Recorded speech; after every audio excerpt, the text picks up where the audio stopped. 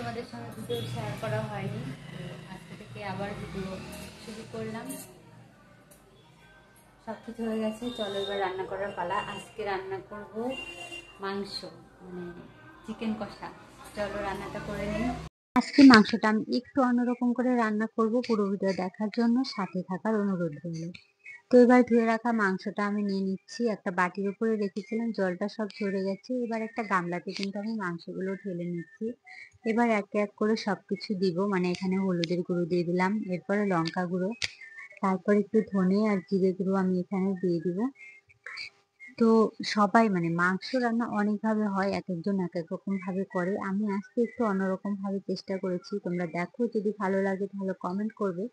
তোমাদের জন্য আমি এই ধরনের ভিডিও নিয়ে চলে আসবো। দেখো সব মশলাগুলো আমি এক এক করে দিয়ে দিয়েছি। এবারে দিয়ে দিব আমি একটু তেল, তোমাদের মানে ইচ্ছে অনুযায়ী যতটা তেল প্রয়োজন দিয়ে দিবে। আর তারপর দিয়ে দিলাম আমি একটু টক দই।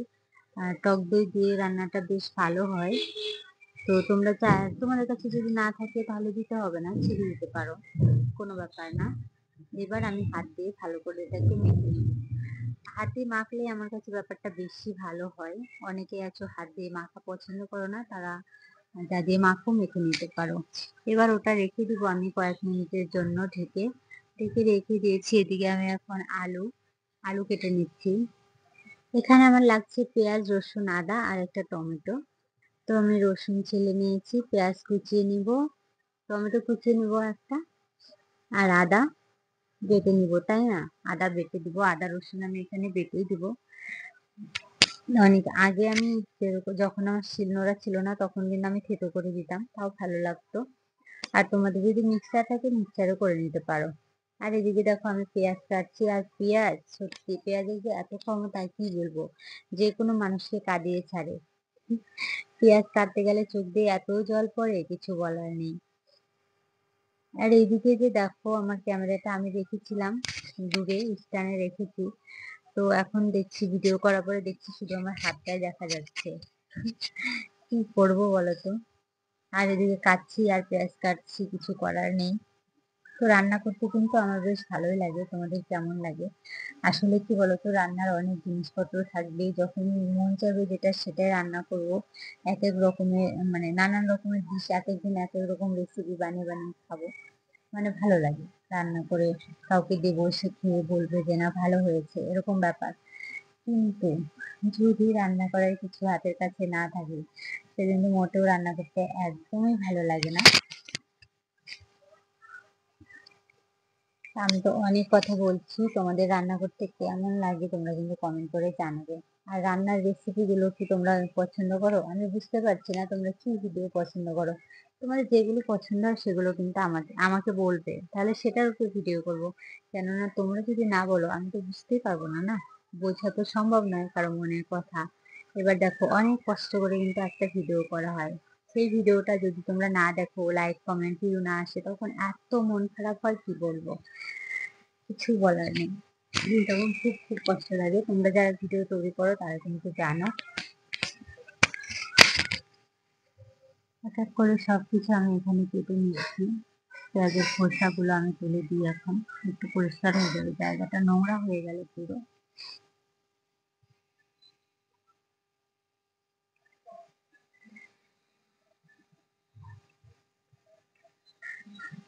তুলে নিচ্ছি ভিডিও, মানে ভিডিও করতে গিয়ে কি করবো, বারবার বন্ধ করতে পারছি না, সেই জন্য সবকিছু একটা ভিডিওতেই আছে। মোবাইলটা একটু দূরে রেখেছি।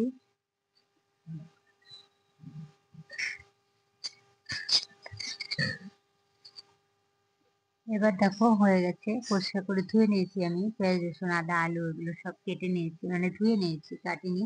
এবার পেঁয়াজগুলো আমাকে কুচিয়ে নিতে হবে।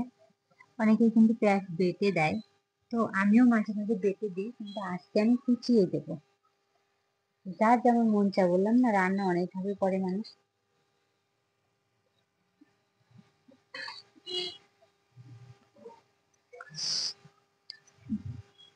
পেঁয়াজটা কুচিয়ে নিচ্ছি। আর আমার দাটা না একটুও ধার নেই, সবজি বানাতে গিয়ে না সত্যি মানে হাতও কাটবে না, নাকও কাটবে না, আর যেটা কাটতে যাচ্ছি সেটাও কাটবে না, এরকম অবস্থা।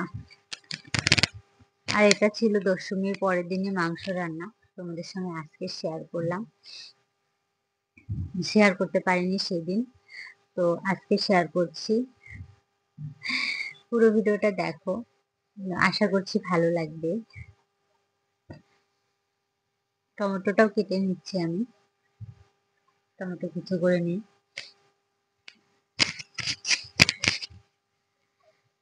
এবার দেখো শিলপাটা ধুয়ে নিই আমি, শিলপাটাতে সবকিছু একটু হালকা করে বেটে দেবো। আমার যদিও মিক্সার নেই, আর মিক্সারের থেকে শিলপাটাতে বাটা মনে হয় বেশি ভালো হয়। চলো একটু বেটে নিই।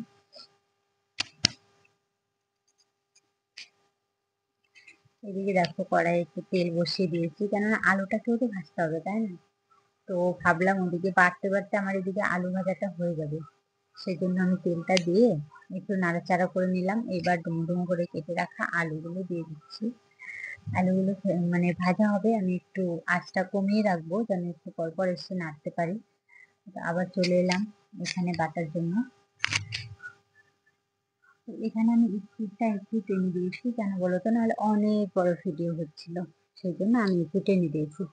তো আদাগুলো এবার আমি বেটে নিচ্ছি।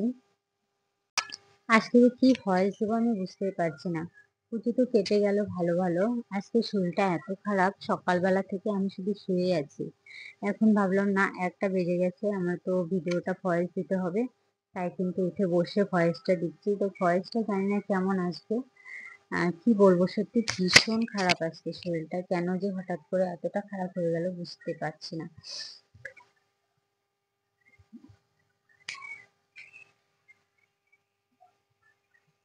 মশলাগুলো বেটে দিলে সত্যি মানে টেস্টটা কিন্তু একটু অন্যরকম লাগে।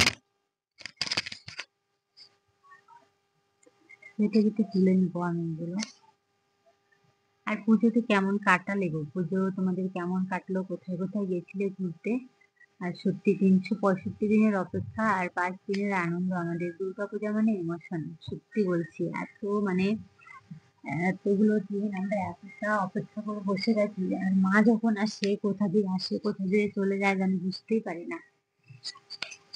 দেখতে দেখতে যেন 5টা দিন কোথা দিয়ে কেটে গেল, মানে পুজো আসার আগেই যতটা আনন্দ, পুজো আসছে পুজো আসছে, পুজো আসলে পুজো চলে যায়, বুঝতেই পারি না, পুজো বেরিয়ে যায়।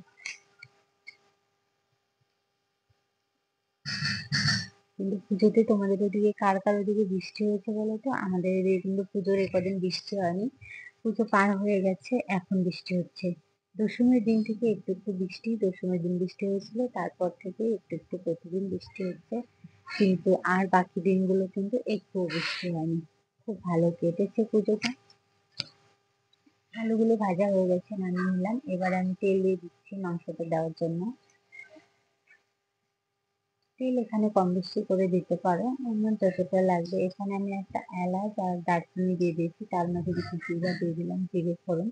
এবার কুচনো পেঁয়াজগুলো দিয়ে একটু সুন্দর করে ভাজবো নেড়ে চেড়ে, মানে একটু লাল লাল হয়ে যাবে, মানে ভাজাটা হয়ে যাবে। দেখো এই যে ভাজাটা প্রায় হয়ে গেছে ভাজা। এর মধ্যে আমি রসুন বাটা, আদা বাটা দিয়ে দিলাম। এবার এগুলো একটু ভালো করে ভেজে নেবো। এক হাতে আমার মোবাইলটা আছে, আর এক হাত দিয়ে আমি কাজ করছি, সেজন্য না কি বলতো, স্ট্যান্ডে রাখলে এখানে ভিডিওটা আসে না, সেজন্য হাতে ধরেছি। এবার পুরো মশলাটা মানে লবণও দিয়ে দিলাম, স্বাদ মতো লবণ দিয়ে দিলাম। এরপর আমি মাংসটা দিয়ে দিয়েছি। এবার নাড়বো কিভাবে, নাড়াচাড়া করবো, এক হাত দিয়ে করা যাবে না, এক হাত দিয়ে কড়াটা ধরতে হবে, তারপর নাড়তে হবে। সেই জন্য কিন্তু তোমাদেরকে ভালো করে দেখাতে পারছি না।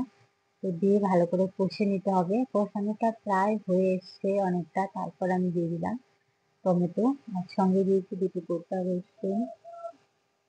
কেন গোটা রসুন খেতে আমার ভালো লাগে, তাই দিয়ে দিলাম।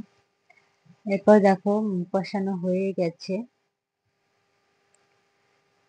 তো মোবাইলটা একটু দূরে রেখে তোমাদেরকে দেখালাম কিভাবে নাড়ছিলাম। এবার কষানো হয়ে গেছে প্রায়, তারপর আলু দিয়ে দিলাম। আলু দেওয়ার পরে এখন কিছু সময় কষিয়ে নিলাম, কষিয়ে নিয়ে একটু ঝোল দিয়ে দিলাম। ঝোল দিয়ে গরম মশলা বাড়তে চলে এলাম। এখানে আমি গরম মশলা দিয়েছি দুটো এলাচ, দারচিনি একটা বড় এলাচ, আর 2-3টে গোলমরিচ। তো দেখো আমার মাংসের ঝোলটা হয়ে গেছে, নামিয়ে নিলাম গরম মশলা দিয়ে। কালারটা কিন্তু ভালো এসছে, মোবাইলে অতটা বোঝা যাচ্ছে না। এবার নিয়ে নিয়েছি প্লেটে, এটুকু আমি এখন খেয়ে তোমাদেরকে দেখাবো। তো বন্ধুরা, মাংস তো রান্না হয়ে গেছে, এবারে চলো খেয়ে দেখি। তো লেগ পিসটা খেয়ে দেখি চলো কেমন হয়েছে, ঠিক আছে?